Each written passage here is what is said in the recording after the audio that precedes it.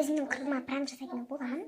Енді егер ол таппаса, мен бұл видеоны қайырмасына дейін айтатын боламын. Егер ол өлеңді таппаса, онда мен оған пранк деп айтамын. Яғни ол кезде біз жеңіп қоямыз. Осы видеоға лайк басып, менің арнама тіркелуді ұмытпайын, және келесі кімге жасайтынымды жазып беріңіздер комментарияға. Және де достар, мен осы әнді тыңдадым. Енді бұл әнді мен өте қатты жақсы көремін, шыны керек бұрыннан бері сондықтан осы әнді тыңдадым. Ал ендеше видеоны бастайық.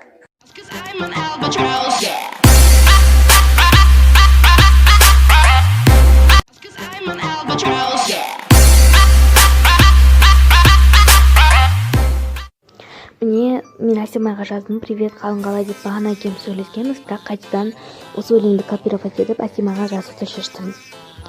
Асима жауап бермеген кейін мен Гүлімге жаздым. Мүмкін Гүлім жауап беріп қалар дедім, бірақ та Гүлім де жауап бермеді. Сосын мен Асимаға өлеңнің астына, бағанағы өлеңнің астына сұрақ белгісін жібердім.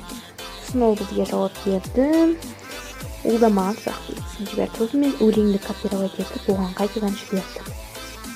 Ішінде күттік.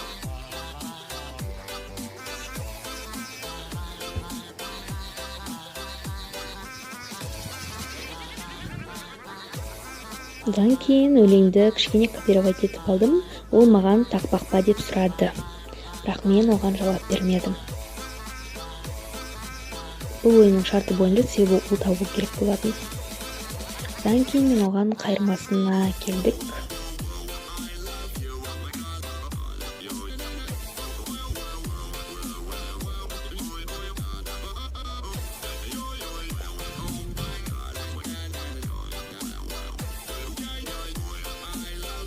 Ол маған сұрақ белгісін жіберді және ау деп жазды.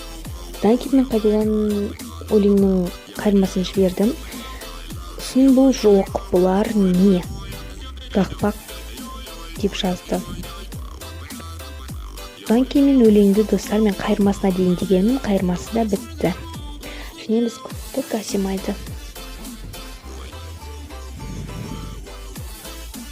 Мен Асима негізі бұл пранк деп айтқым келді, себебі ол ренжіп қалатын еді.